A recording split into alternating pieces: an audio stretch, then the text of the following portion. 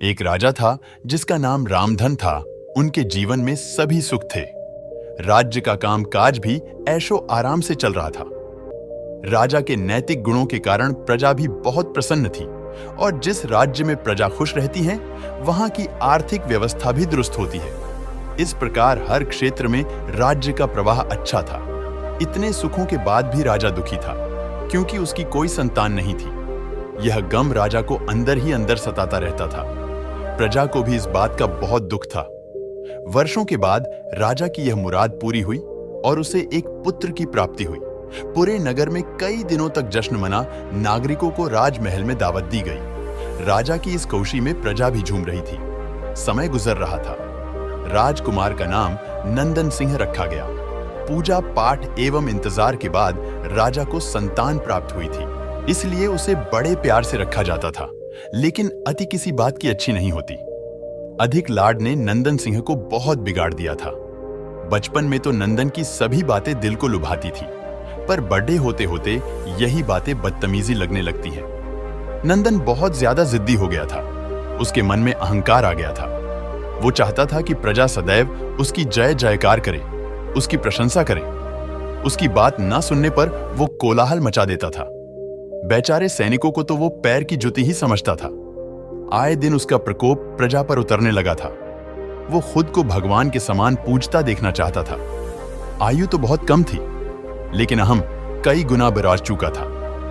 नंदन के इस व्यवहार से सभी बहुत दुखी थे।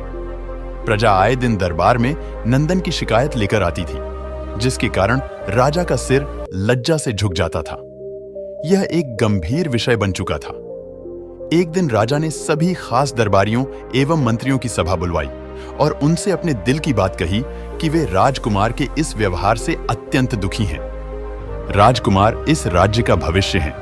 अगर उनका व्यवहार यही रहा तो राज्य की खुशहाली चंद दिनों में ही जाती रहेगी। दरबारी राजा को सांत्वना देते हैं और कहते हैं कि आप हिम्मत रखें, वरना प्रजा निसहाय हो जाएगी। मंत्री ने सुझाव दिया कि राजकुमार को एक उचित मार्गदर्शन एवं सामान्य जीवन के अनुभव की जरूरत है। आप उन्हें गुरु राधा गुप्त के आश्रम भेज दीजिए। सुना है वहां से जानवर भी इंसान बनकर निकलता है। यह बात राजा को पसंद आई और उसने नंदन को गुरुजी के आश्रम भेजा। अगले दिन राजा अपने पुत्र के साथ गुरुजी के आश्रम पहुंचे। राजा ने गुरु राधा गुप्त के साथ अकेले में बात की और नंदन के विषय में सारी बातें कही। गुरुजी ने राजा को आश्वस्त किया कि वे जब अपने पुत्र से मिलेंगे तब उन्हें गर्व महसूस होगा।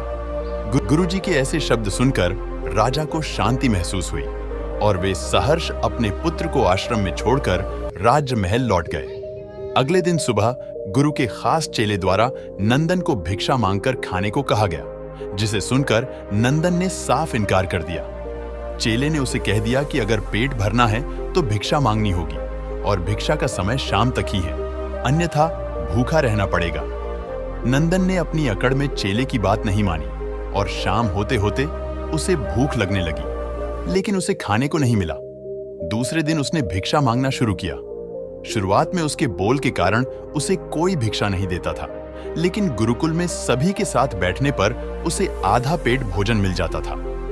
धीरे धीरे उसे मीठे बोल का महत्व समझ आने लगा और करीब 1 महीने बाद नंदन को भर पेट भोजन मिला, जिसके बाद उसके व्यवहार में बहुत से परिवर्तन आए। इसी तरह गुरुकुल के सभी नियमों ने राजकुमार में बहुत से परिवर्तन किए, जिसे राधा गुप्त जी भी समझ रहे थे।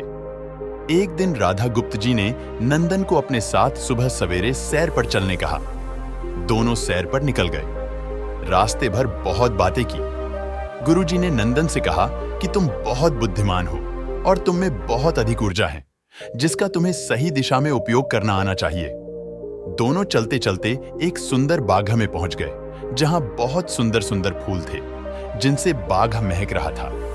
गुरुजी ने नंदन को बाग से पूजा के लिए गुलाब के फूल तोड़ने कहा। नंदन झट से सुंदर सुंदर गुलाब तोड़ लाया और अपने गुरु के सामने रख दिए। अब गुरुजी ने उसे नीम के पत्ते तोड़कर लाने कहा। नंदन वो भी ले आया। अब गुरुजी ने उसे एक गुलाब सूंघने दिया और कहा, बताओ कैसा लगता है। नंदन ने गुलाब सूंघा और गुलाब की बहुत तारीफ की। फिर गुरुजी उसे नीम के पत्ते छककर उसके बारे में कहने को कहा।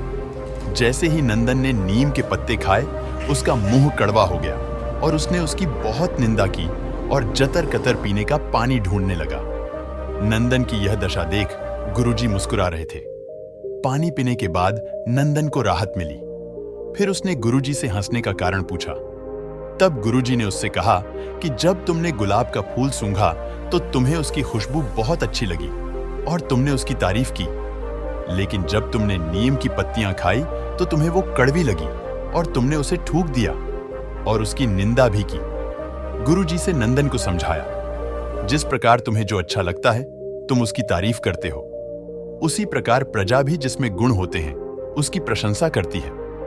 अगर तुम उनके साथ दुर्व्यवहार करोगे और उनसे प्रशंसा की उम्मीद करोगे तो वे यह कभी दिल से नहीं कर पाएंगे। इस प्रकार जहां गुण होते हैं वहां प्रशंसा होती है। नंदन को सभी बातें विस्तार से समझ आ जाती हैं और वो अपने महल लौट जाता है। नंदन में बहुत परिवर्तन आता है और वो बाद में एक सफल राजा बनता है। दोस्तों, कहानी से हमें शिक्षा मिलती है कि गुरु की सीख ने नंदन का जीवन ही बदल दिया। वो एक क्रूर राजकुमार से एक न्यायप्रिय दयालु राजा बन गया। हम में गुण होंगे तो लोग हमें हमेशा पसंद करेंगे, लेकिन अगर हम अवगुणी हैं तो हमें प्रशंसा कभी नहीं मिल सकती। हमारे ऐसे ही और वीडियो देखने के लिए हमारे चैनल को लाइक और सब्सक्राइब करें। धन्यवाद।